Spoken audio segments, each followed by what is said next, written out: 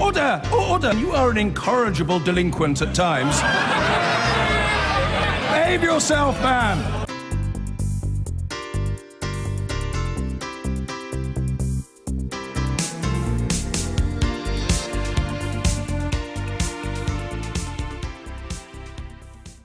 Now, the number of people waiting for routine surgery in England is at its highest level for a decade, figures from NHS England show. They've also missed their 4-hour or less A&E waiting time target, which they last achieved in 2015. Well, let's take a closer look at some of the figures, and they show that more than 280,000 people have been added to waiting lists, meaning over 4 million people are currently waiting for treatment. Now, the total number of bed days lost due to delayed transfers of care was over 2.2 million. That's an increase of more than 360,000. Now, there have been more than 80,000 cancelled elective operations, which is equal to more than 1,500 per week. Well, let's cross live to Westminster now and our political correspondent Lewis Goodall. And Lewis, yet more evidence of the pressures that the NHS is under.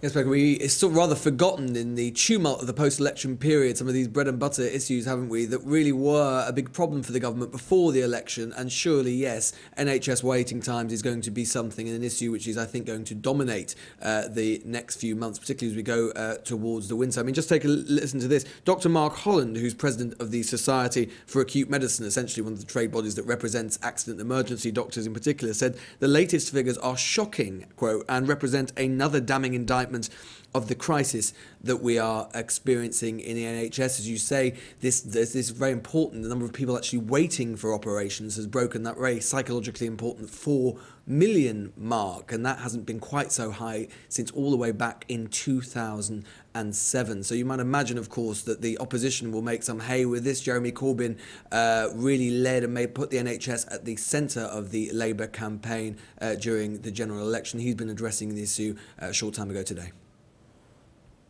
It's a massive increase, and it's going up all the time. It's a result of cuts, it's a result of austerity, it's a result of understaffing.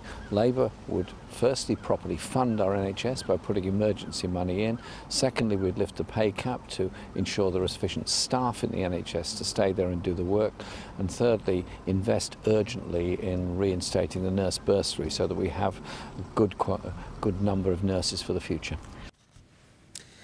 I can imagine, of course, the government has got its own line on these latest figures. The Department of Health spokesman saying that thanks to the hard work of our NHS staff, patients continue to receive world-leading care, with 9 out of 10 patients waiting less than 18 weeks and being treated in A&E within 4 hours. Because those A&E figures are also pretty bad that have come out today. The target, you'll be aware, of course, is that the government target is that 95% of all patients in A&E will be seen to and discharged or taken onto another part of the hospital within 4 hours. At the moment, the current figure is only just over 90%, and that figure of 95% hasn't been reached since July 2015. And of course, what the government, the Department of Health, will probably be worried about is this is the summer period. These figures represent the period from June and July. Of course, as we go towards the winter, those pressures, those ever-mounting pressures on the NHS are going to get all the more severe.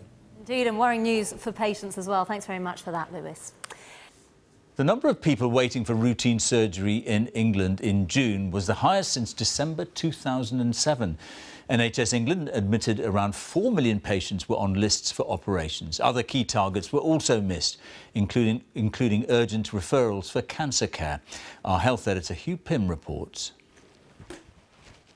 He's had his operation, but he had to wait a long time for it.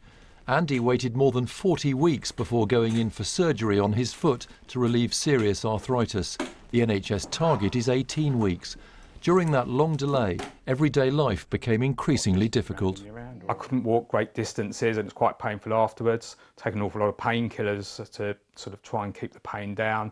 And although I do IT work and sit at a desk all day, I was finding middle of the afternoon I had to stop, lie down, put my feet up, just because it's too painful to sit any longer. The total waiting list for routine surgery in England fell back a decade ago after government investment, but in recent years it's crept back up again, and in June is estimated to have gone above 4 million. Most worrying of all, perhaps, is that this is a sign of a trend that's going in the wrong direction. Progressively, we're seeing more and more people on the waiting list, and with continuing austerity, there's no end to it, potentially. NHS England argues that more operations are carried out every year. A spokesperson said more than 9 out of 10 patients were waiting less than 18 weeks. We're working hard to cut long waits, and the number of patients waiting over a year for treatment has dropped. Key waiting time performance targets have been missed again, but NHS England's leaders are stressing today that in an important aspect of emergency care, progress has been made. That is the treatment of patients with heart failure after they arrive in hospital. A new report shows fewer lives were lost in England and Wales after heart failure, partly because more specialists and new medicines were available in hospitals. Scotland, Wales and Northern Ireland have also seen rising waiting lists for surgery, though with different target standards. Andy's 10-month wait was unusual, but more patients around the UK are experiencing longer delays, more pain and frustration. Hugh Pym, BBC News.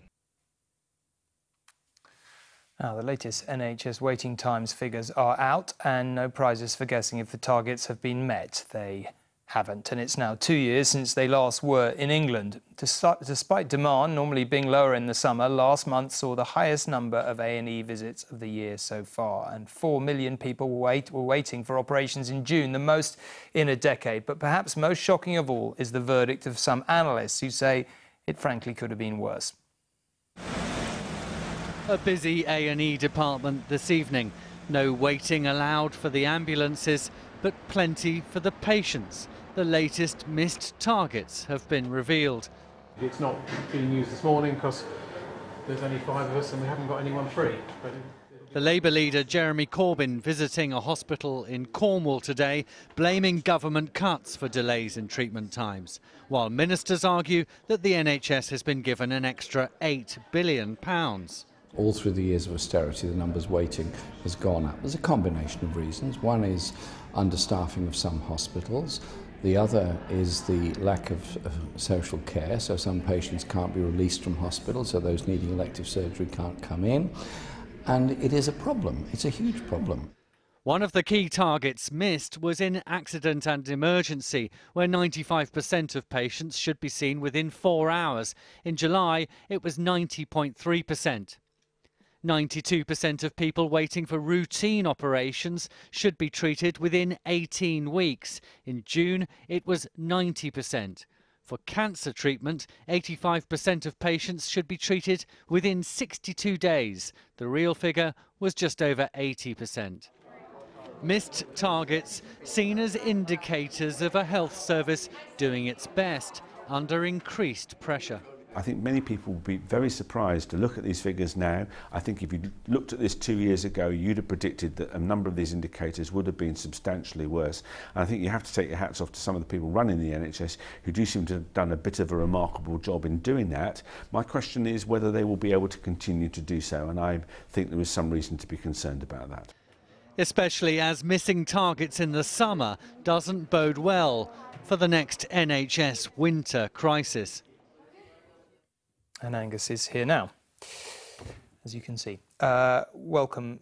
The government was supposed to be sorting all this out with more money, wasn't it? What's going on? Yes, I mean, you can't talk about waiting times in the NHS without very quickly getting into social care, because if patients can't be discharged from hospital into the right care, effectively a queue forms behind them, operations get cancelled, waiting times get longer.